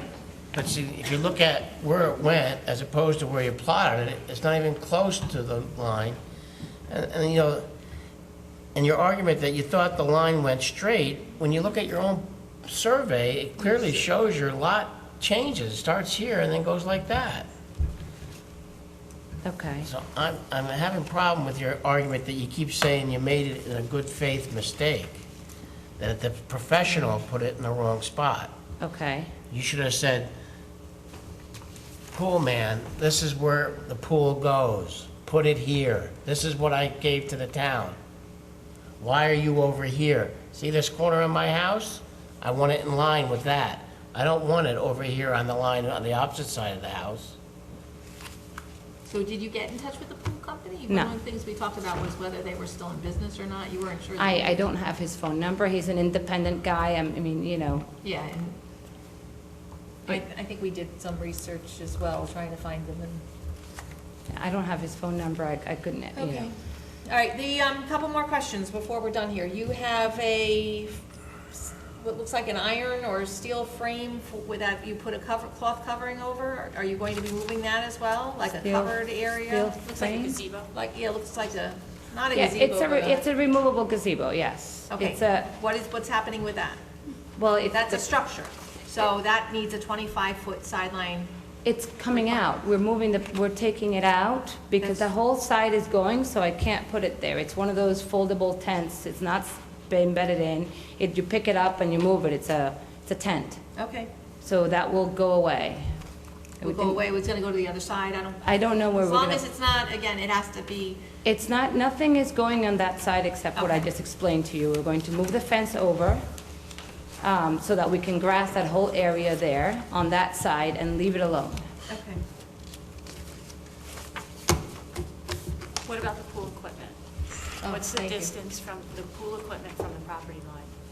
The pool equipment is, yeah, I mean, it's in the back. What would you like me to do with that? The pool equipment appears to not be in the right location Where does the pool either. equipment need to be? 25 feet in. So, You know, when we were gonna put the pool equipment, we were going to put it on the next to our house, and our neighbor asked us not to put it there because the pool might get noisy in the future, it's gonna disturb him in his garage, so he asked that we put it back there. okay, so you're requesting to leave it there. I would like to leave it there, we put a lot of money We're to gonna have to run. address that as part of your variance, that's all. Okay, then I didn't know that, but I will do that, because we've already paid extra everything to put it where it was, where it could have been right by our house. Okay. I mean, we were both in clear as to the property line. I know you see some pine trees there. He thought he was putting them on the line. He's actually planted those on my side of the property. You know, he was confused about the line, so, you know, we were both confused about where the property line went. To answer your question, why I didn't question it, it looked right to me. It looked like it was far enough. I didn't go out with a tape measure. In hindsight, I should have, but here's 5 years later, so what I came here to do is try and correct what I think is a reasonable correction based on all the costs that we put in to put the pool in, to pull the patio in that we're gonna have to tear up, to move the fence in, all that is gonna cost money. So I'm trying to make best efforts to amend what I find to be reasonable. I hear you. I appreciate the fact that you did follow up pretty thoroughly on everything that we asked you to do last month. So, or last time we saw you. So, I think at this point, we kind of need to move this forward and schedule it for a public hearing, and let's hear what the neighbor and other neighbors might have to say about this, and then the board can decide what it wants to do. Do we have to amend the request, though? So, yeah, we have to address, you're gonna need to give us the measurement of where that pool equipment is and how close that is to the property line, Okay? all right? Otherwise, I think, Pam, it's gonna be a 5-foot sideline variance for the patio. And for the gazebo, And, no, the because, gazebo's moving. Yeah. She's gonna move that oh, she's gonna go in the middle? as quickly as she can. It's a tent, so yeah, I will She pick it just up, I moves will She fold it puts if I wherever have she to, wants. Okay, because it throw it is, away. It's $100 cover and a couple but it $200. is, but it is, from what I see up here, it is solidly, It's not solid, it's not screwed down, Oh, it's it's not not. tied to Right, the fact that anything. you took the canvas off, make it just, the roof off, makes it look like it's a structure that stays there all year We round. just leave it there because the snow, it doesn't bend it or anything, it just Okay. goes right Okay. through it. If we left the cover on one year and the whole thing collapsed because of snow, the weight, so we just take it off. That's what makes us think it's a more permanent structure. No, it's one of those you because buy at remove- Lowe's that you can put anywhere, Okay. it's 10 by 12 That's and you fine. can move it around your yard. So you're because gonna, we- you're gonna yeah. move it this weekend or some other time if it's not already moved. Whenever, I mean, I'd like to figure out what we're gonna do before I do anything, honestly, Okay. because it's gonna just, Okay. add no, cost. I just wanted to identify issues for the public hearing, so that whatever the issues are, when we advertise it very clearly, where the Okay. patio is gonna be, whatever the Right. structure is, the pool equipment, et cetera, so that all of those issues are gonna be addressed Okay. in one setting as Right, opposed to so there will be multiple. no gazebo or whatever, Fine, that's fine. The patio is being removed at 10, I mean, you have a choice. I mean, you can add all of those and then we can, work with you, but again, Is the it- patio is one issue? Well, the patio is gonna be one issue, so the patio is gonna need the 11-foot variance. I'm Patio? sorry, No. no, 4 foot. 4 It is feet. 4 feet. That's 11 feet away. 11, Yeah. Yeah, it's 11 feet away, so it needs a 4. I'm sorry, thank you, okay. yeah. But now, so what is the pool gonna need, because that's another 10 feet. Still stays at 10 feet. The pool stays at a 10-foot variance, 9.5 feet to be precise. Yeah. But we're 14 and a half feet away. It's not, I mean, from the guy measured it, It's 11 feet, not 10 feet. That no, was my no, point. it's 10 feet. From if you look at the complaint, the new map he drew, there's, I have to go by your right, but survey, yeah, okay? well, yeah, exactly, the survey. So my drawings are just, I took a tape measure. The survey tells you exactly what it is, which is, it's a 10-foot variance approximately, just if you round up, a 10-foot variance based on the new survey that was done. It will be, Yeah, that yeah, will the- make it 15 feet, well, currently it's 15 feet away from the property line as marked by Mr. But Oswald. no, it's 15.6 feet away. So it is more than 15 feet. It should be 10 feet. 10 feet. Right, that's why I'm saying, the pool's a No, 10-foot but again, variance. It's Yeah. 15.6 from the, Correct. from From the the- patio portion, not the pool, because the pool is further in by 4 or 5 feet. So if you look at this thing, at the closest point, it's 15 But it has point. to be 25 feet away. Right, so we're requesting just under a 10-foot So it variance. needs a 10-foot variance. Yeah. Okay. But we do it by whole feet. Right, that's so what I'm saying, it's She needs a 10-foot. 10-foot variance. Okay. Right, That's fine. All right, so that hasn't changed, we're still, that we 4 haven't, feet for the patio, 5 feet for the patio, 4. because it's 10.7, so she's got. It's really- 4, I mean, it's, So it'd be Yeah, 4 feet. 4 feet, 15 down to 11. But it's not, we're not subtracting 11, we're minus 10.7. no, that's my drawing, if you go by him, I'm just keeping 4 feet, Yeah, so don't look at- subtract it for whatever he has. 5 feet, I think it is. So it's 5 for the patio? Because again, it's. But we've it's only a rounded- Yeah, 4-foot let's patio. let's give you, Doesn't that's fine, matter. 5 feet is fine. It's a 4-foot patio, though. That's okay, Or a don't worry about- 4-foot siding thing, so it would be a 4-foot Right. variance. We'll give you a cushion, 5 feet is fine. Well, it's 6/10, it's 15.6, and it's half a foot away. If she takes up 11 feet, Give or take few inches. I it's mean, 4 and a 6. She only makes it 4. I mean, she doesn't need a 10-foot variance. She needs a 5-foot variance. She needs a 4-foot variance. She's already a half foot away. For She the goes to 4 feet patio. away. Yeah. Well, isn't that what this is saying? Well, I mean, yeah, that's from 15 the No, edge, yeah. I'm reading the wrong thing. Never mind. Never mind. 5 feet is fine. 5 for the patio. 5 feet for the patio. 10 for the pool, and she's gonna get back to me as to how far away the equipment is. Yeah, where is the equipment? I'm not, Right. You're gonna get back to Pam You need a distance. I couldn't see about where the equipment. pool equipment is. Mhm. But She's gonna come from Yeah, but is it shown in the pictures or anything? In Why? the original, if, yeah. I'm In the still, original complaint, you'll see where the pool equipment is. It's in the back of the house, the back of the property, in the back end of the pool.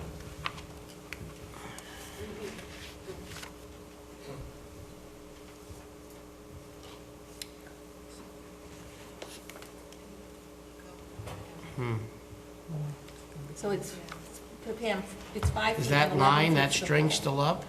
No, he took it down. Be on the safe side. The 11. the stakes are still there, but he took down Yeah. the string. So, but you Yes, can I'd draw a rather- line I don't and want to be measure off by that? I'm 6 sorry? inches or 4. So, but you can connect the 2 stakes again? Yeah, you could. How else are you gonna measure it?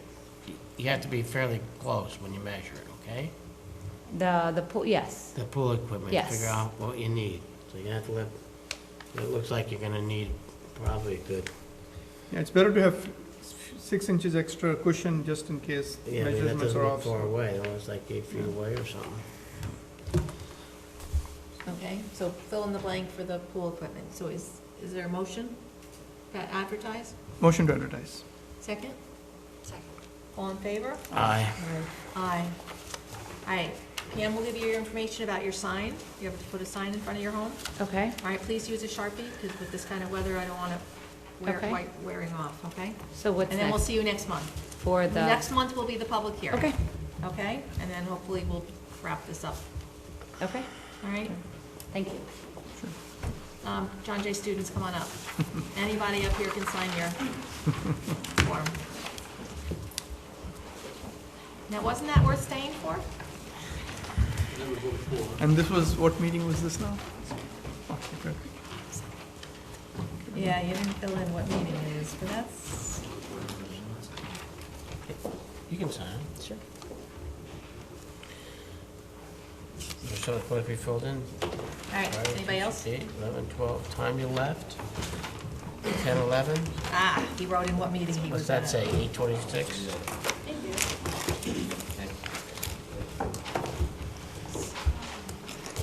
Board member, yeah. All right, you're very welcome.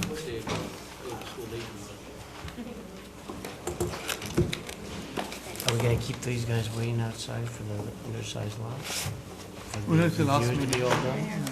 Yeah, That's okay. it's just 2 more, 3 Yeah. more. Okay. Yeah, do that. All right, item number 9, Appeal 3708 Jenkins, Trent Jenkins, 31 Turkey Run, Hopewell Junction, requesting a 17-foot rear line variance for a proposed 12-foot by 12-foot lean-to and a 2-foot rear line variance for an existing 12-foot by 16-foot shed pursuant to section 194-107 of the zoning ordinance. Going once. Oh, too bad. Next. Second call. Yeah, we'll put it on for a second call, but, all right, item number 10, Appeal 3709 Brown, Willard Brown, 3 Nathan Hale Drive, Stormville, requesting a 23-foot front line variance for an existing 12-foot by 16-foot shed pursuant to section 194-107 of the zoning ordinance. Good evening. Good evening. All right, so this is the first time we're seeing your application. If you don't mind, if you could take us through your request. Okay. Originally, the shed was built to house my garden equipment, and Did you build the shed? I made a phone call to the town to find out what the sideline variances were. Okay. Yes, I did build the shed. Okay, And I made the phone call to the town building department to find out what the sideline variances were, not knowing that I had a front corner line was lot also- and that changed the rules. So I put the shed at 27 feet from the thought of 27 foot was 2 feet more than I needed. Okay. And then I went for the permit 2 months ago, and they said, well, you need a variance because you need a 50-foot sideline. I said, okay, I'll go up to the office, get paperwork and file, and we'll see what we can do with it. I had to survey the property, resurveyed, and that's the figures they came up with. Okay, so you're on a corner lot, so that's Yes. what gives you 2 front yards. Yeah, All right, I do see you do have a cemetery behind you, so yes, you're not likely to get complaints from that neighbor. right, yes. All right, They keep the noise down. yeah, there must be, really. Yeah. You don't have to worry about those neighbors Right. either. And I was limited in where do you put this because That's what I was gonna say, you the have to have property a- is weird Okay, as far as Weird in what way? location. Well, from the existing deck to the house is only 50 feet to the rear line, which was required at the time. The pool, pre-existing, off to the side. that's on the one part. And then the leftover piece, which is downhill about a 15-degree grade off the pool, okay, so it's not level. puts Okay. me on the person's property to the rear. Where is your septic? Septic is the entire front of the house. Okay, well, and we wouldn't want a shed there anyway, No. so. Yeah. Okay, so then there's a brick walk there as well, so you want your shed to be facing the driveway so you can get access into whatever you need. Right. Don't want to tear up the wall. So any other, Yeah, I keep the you garden have it right at equipment. the, it appears that you have it right at the corner of the brick walk, right? Yes. Okay. What does it look like? Oh, there it is. Does the siding match your house and everything, or? Yeah, well, it did. I painted the house after the shed went up. Okay. It was originally, has the same roofing material on it as the house. The house originally was white, and so I put the vinyl siding on it, white, 4/4 vinyl, and the shutters to match the house. And so the white vinyl fence that I'm seeing is along the driveway, or where's that vinyl fencing? That runs from the corner of the house up to the road. It's just a cutoff to the backyard. How tall is that fencing? How, Yeah, you're saying it runs back to the house, or it runs up the front yard? it runs from the corner of the house to the shed, and then from the corner of the shed to the property line. To the back property line, to the cemetery. No. No. How high That's what is we're it? trying to No, figure out. that's a chain link fence. Oh, we're talking about the chain, which No, I'm fence talking we about the white talking about? vinyl fence, that looks The like white it's- vinyl fence. That looks like it's 6 feet tall. Part of it's 6, and it goes downhill. It's just a But blind. is it lower when it? When it goes up the hill, it goes down to 3 feet. The dilemma is he's got 2 front yards, and if he's got a 6-foot fence in the front yard, do we need to? That's what we're trying to My only figure out. question is, do we need to address this at the same time that we're addressing your shed? That's all. Okay. How long has the fence been here? Same time as the shed. Yeah, so it's been there for a number of years at this Mhm. point. But that's what I meant. It goes from the shed to the edge of your property line, correct? Yes. But Now, to once the it edge gets of to the the prop, property line, does it go towards, It goes nowhere. it just stops at the It property? just stops. But It's what just, property line? it's just Is it so when stopping you at drive in the Town Road? driveway, That's what I'm you trying to can't figure out. see to the backyard. I had my grandchildren there, and I didn't want anybody coming in the driveway and seeing my grandkids Mr. running Hall, around. Can you come on up here for a second? I actually would like you to draw on your survey where this fence is, please. Yeah. All right, because we're not just not understanding where the fence is. Oh, and from the picture, there's a. Where's the white vinyl fence? There's a picket type fence here, Okay? and then this is a solid fence. 6-foot vinyl fence. Well, it starts at 6, goes down to 3. Okay. Because this is a grade here. But it's the rear line of his house. Yes. Brenda, I'm gonna put you on the spot here. It's a rear line of his house, but it is still, it's his second front yard. Yeah. So do we have an issue with the 6-foot fence I'm because of from that? the old school. If I you thought need- my If you need to backyard come was up my and look at it, backyard. you're welcome to. What, he would need to address it? I mean, it's been there, it's, you know, I don't, again, it's a corner lot, so I don't think I'd have an issue of it with it per se. I'm just wanna deal with it while we're dealing with it. Correct, I agree. It Especially just, since what you did was keep the top level and you raised the bottom as you went. Yeah, I cut the bottom of the Okay. fence and I dug a little bit of trench so it would be level on the top. So if we was having a 'Cause it 4-foot goes fence, uphill. you would've had a 1-foot tall fence, wouldn't have worked for it. Oh, when did you put this fence up? Same time I built the shed, Give me a year. 10, 11 years ago. 2003, potentially? The code got changed in what year? 4. See, the code got changed in 2006, so you're actually okay with your fence? 2004. Just need a variance. I bought the house 2003. Okay, so it's 10 years, and it was before 2006. Let me look and see what the old code said, because you probably still would have needed a 2-foot for a 6-foot. Okay. Let me, Okay. We may still want to have you just address this. Let's just clean it up, so you don't have to worry about it. And any future of this owner of this house won't have to deal with this Right. issue. okay, Okay. so the white fence only goes along the shed from the house to the edge of Leetown Road, and that's it. It doesn't go back to the It cemetery. goes nowhere else. Okay. It's just Yeah, to that's all he was saying. blind me back, so you Right. can't see it. Right. So just this area. Okay. All right. Any comments or questions from board members? If not, motion to advertise. So moved. Second. All in favor? Aye. Aye. All right, Pam's going to give you your instructions for your sign. Okay. All right, and we will resolve the issue of the fence. Okay, and then we'll see you next month for your public hearing. Very good. Okay? Have a good evening. Thank you. And item number 11, Appeal 3710, Cobb. I don't want to say this wrong. they spelled my last name wrong. Oh! K-O-C-A-Y-O-C-A-O. Yeah, I called today to let them know that it was spelled wrong. Okay, Catherine So how do you say that? Cows? K.O. Spelled now, but Ken Ninham Avenue, Wappingers Falls is requesting. 19. Sorry, 19. That's what this says. Is requesting a 1-foot sideline variance for an existing house in order to build a second-story addition, a 4-foot sideline variance for an existing patio, and an 11-foot sideline and an 11-foot rear line variance for an existing 8-foot by 12-foot shed pursuant to section 194-121, 194-93, and 194-107 of the zoning ordinance. Yes. Good evening. hello.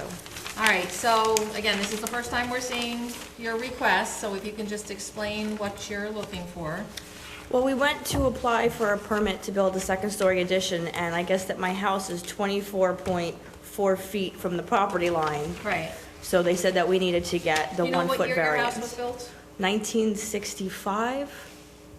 All right, so zoning was in place at the time. Okay, and you were not the owner at that Oh, time? no. No, I bought the house in 2009. And the shed and the patio were there when we bought the house. They're over 30 years Our neighbors said old. they're over 30 years old. Yeah. They were there shortly after the house. When you were talking to your neighbors, did they have any objections? My I neighbor don't know, that the being- house is next to said he has no problem with it. He even offered to come here at the public hearing and Okay. say he has no problem The with it. shed where it is, there's all evergreen trees. It's like in the rear corner of our lot. Okay, You can't see it. The neighbors from the other side can't see it. Behind it is woods. It's like unseen. okay. Motion And- to advertise. The only question I have is the second story that you're looking to Straight put up. on? Up. Straight up. Straight Okay, up. So it's gonna We're not have the increasing same the foot- line? Yep, we're not increasing the footprint. That's fine. All right, motion to advertise. Second. All in favor? Aye. We'll see you next month. That was the Pam will easiest give you thing. your instructions for your sign. And the one we skipped over? Okay, second call for number 737. Well, except I don't want to have these put folks Well, waiting again, no. first. We said we were going to do, No, we wanted to finish 3708 and then go back. they weren't here. We're going to do, Okay. we're going to finish our agenda and then we'll do the second call. Okay. All right, so we are up to item number 1. Appeal 3695 Mid-Hudson Development Corp., requesting a variance to build on an undersized lot, .93 acres in an R1 zone, located at 6 Old Fishkill Hook Road, Hopewell Junction, pursuant to section 194-130 of the zoning ordinance. This is on for a decision. There is no comment from the applicant. There's no questions to be asked. It is just simply for this board to have some discussion about the issues, because frankly, I didn't know how to give guidance in terms of writing up a decision. And so we are just looking for, to have a discussion about what the board is thinking in terms of all the information that we heard. By the way, we did get an additional letter from the neighbor with a letter from the Department of Health, but we can't even consider that because the public hearing is closed. I don't think that it offered anything very relevant as well, so I wasn't overly concerned about that, or we could have reopened the public hearing, but I wasn't too concerned about, I think we have enough information already before us. So we need some guidance, you know, our attorney needs some guidance from the board in terms of what we are thinking. I'll just start the discussion. As things that came up during the course of the public hearing, the fact that this is a lot that is going to be sited on four sides with roads, including one being I-84. The fact that there's a very minimal buildable area, although yes, it's, you know, they can fit an average size house on there certainly. The fact that the backyard is what's going to be seen from Fishkill Hook Road, certainly for me is a concern, not unsurpassable, but you know, it could be that maybe we just ask for the house to get placed differently. We have a plot plan review or something by the building department so that the location, the front of the house, how it fronts, perhaps it fronts more toward the curb of the street instead of facing the cul-de-sac. I don't know. It's just things for guidance and for to just start a discussion. I mean, one of the things, again, from the two communications that we have received from two different sources, you know, again, that was a concern for me because the applicant had represented pretty strongly that, you know, they had, you know, made arguments, presented their case, but there wasn't, you know, I mean, this information.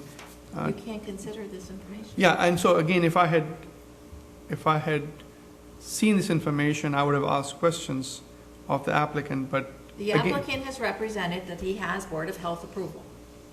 And I'm not sure that makes a lot of difference. I sort of agree with the chairperson's comment that, so what? Right. Look, if it's a large enough lot to build on, then it's up to them to make sure they get the appropriate approvals. We don't grant Board of Health approvals or any consideration like that. So I'm not sure that's the real focus of our concern.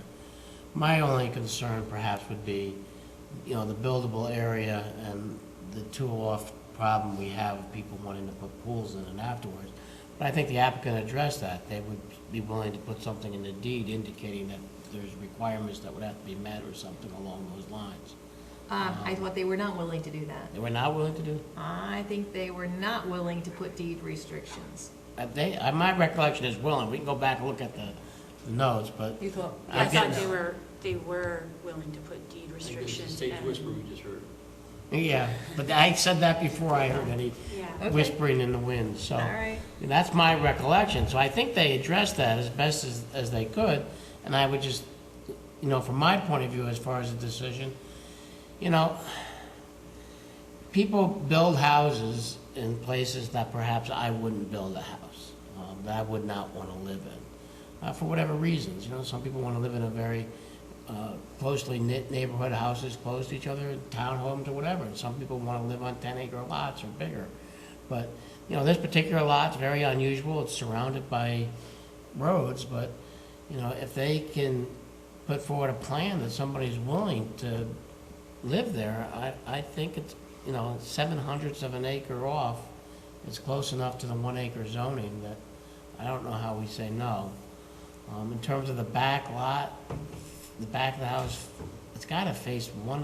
You know, if you could make it face Route 84, you might have some sort of sense that that would be better, but the lot's too narrow. You can never get a house Yeah, you can't built get, you that way. can't have it face 84. Yeah.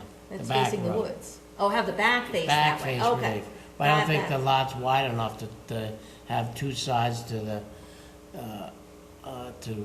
Fishkill Hook Road and the cul-de-sac, and the other one the front point in the corner. I don't think you could build a house that way.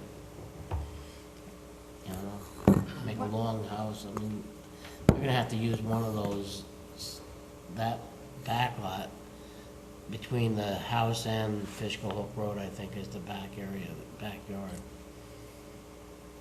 I don't know. Karen? I think one of the other issues I had is that, if you consider this lot number 2, if they didn't have a maintenance agreement at the cul-de-sac, that would have been an undersized lot as well. Yeah. So, Yeah.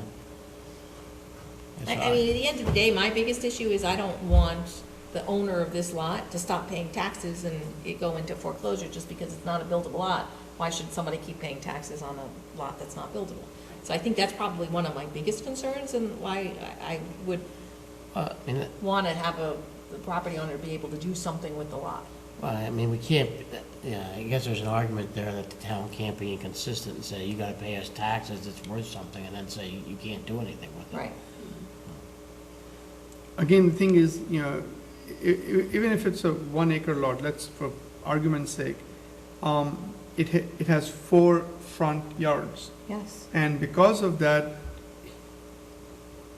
20 years down the road, somebody's going to put some structure there and then come and say, okay, they weren't aware of it. And again, I don't know exactly how to limit that,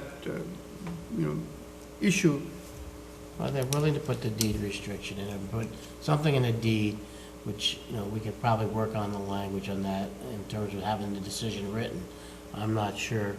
Well, to follow up what Jim was saying, we had our staff meeting on Friday morning, the town engineer was in attendance, and he had 2 thoughts. He thought if the board was of the mind to grant it, that they ought to think about having a recordable declaration that advised the person that you're probably not going to see a pool here, given whatever the pool regulations are at this time. In addition, the town engineer said to us he was concerned about salt issues out there down the road. Yes. And he wanted to extract a defense indemnification agreement from the applicant if there were any ramifications from the salt down the road. Okay, again, we shouldn't be considering new information. However, in the context of the fact that it is surrounded by 4 roads and road salt being potentially used on all 4 of those roads, the likelihood of contamination of the well or on that property could be pretty significant. And the applicant then turning to the town saying, you approved my lot. Right. Now resolve this issue for me. It's kind of like building on a lot along I-84 and then going to state DOT and saying, I want a sound barrier because it's too noisy. Right. In this case, you're building along So the town 4 engineer. roads that potentially could contaminate the well with salt. Well, So yeah. the town engineer had those thoughts. Yeah, I understand the thought, but if the lot was 7/100 of an acre larger, they wouldn't be coming. We're just really considering whether this undersized lot, we're gonna consider it a full-size lot. Well, I think Do it's not do only, we address all those other issues? but it's not just the undersized lot. I think it's the undersized lot with 4 front yards. I think that's the biggest issue for me. Okay, so there's a deed restriction. I've heard many times that people don't really understand what the restrictions are on their property, and they come here when they're getting ready to sell the property, and they say, oh, I didn't know I couldn't put my pool there, or, oh, I didn't know I couldn't do this here. And so deed restrictions are all fine and dandy, but enforced, I don't know. Well, we have that tonight with the pool in the wrong place. Well, yes. What are we gonna do about saying you did it on purpose or you didn't do it on purpose? I don't know. Or out of ignorance, or... Yeah. There's also the methodology of handling it. Sometimes you put a deed restriction in a deed. That seems to get lost 1 or 2 or 3 conveyances later. Generally, we do a separate instrument, and the instrument comes up with every conveyance. Yeah. Say, oh, here's deed, oh, and here's the declaration from 2014. They handle it. If you throw in a deed, somehow it evaporates a couple of conveyances down the road. With a separate declaration, it generally carries over. That's been my experience, Jim's experience. I would agree with the that. applicant's attorney's experience, I'm sure. So we could do it that way. But, in terms of the town engineer, I'm wondering if the town has liability for salt on the roadway, because it's surrounded on 4 sides by roads. And that was my point, is if the lot was 7/10 of an acre bigger, and you have 1 acre zoning, and therefore you can build on it, and the town salts roads, do you ever have a situation where the town's liable for maintaining the roads that they get salt in the, well, I don't know. Anyone can bring a case. Well, anybody can bring a case, yeah. But I would think anybody's well would be as, okay, this has more probability of having a problem with salt, but I think the regular homeowner also can have a problem. My well is in the front yard. There's salt on my road, so. That's what I'm saying. So it could be anywhere, so. Right. That's my point. I'm not There's a concerned. great liability for the town or not, I don't know. I think the salt issue is important, but I don't think it should be part of our decision. But the other the thing that we need to sort of make it a separate instrument, so it's very clear. So we are giving the applicant a benefit, but then, if it was. There are restrictions to that. And there are restrictions, because we are giving them a variance, and so it comes with some restrictions. Yeah, and I'd just like that notice, because there is no extra space on it. I think people should have some notice. And we've seen that. We've seen that with the house, the Legends, and we told them they can't even put up a shed on their property unless they tear down the playground, because there's no room on it. Right. Because they have a corner lot with easements from the golf course. That was, they probably really didn't recognize that when they bought the house, and it was never pointed out to them. And we end up looking like the bad guys. But as long as there's a resolution and people have got fair warning, I don't have a problem. My concern is that when someone's buying a house, there's so much going on at the time that I don't know if I don't know how the restriction gets communicated to the. Ordering a title report, having the title report produced, Do and your people read- and do your people attorney read explaining those? it to you. Yeah, That's your why you have an has to attorney, explain and you it. should listen to your attorney. Do a lot of attorneys not do that? Yeah, but then you have a malpractice claim, I guess. Especially I don't like if it's to put in that the- word out there. Jim, but yeah. especially if it's in the original deed, it gets lost for the attorney to spot it. When it's a separate instrument, the separate instrument, carries its own exception. The title report, Schedule B. Okay, I think, yes, separate instrument is the way I like to go. That works for me.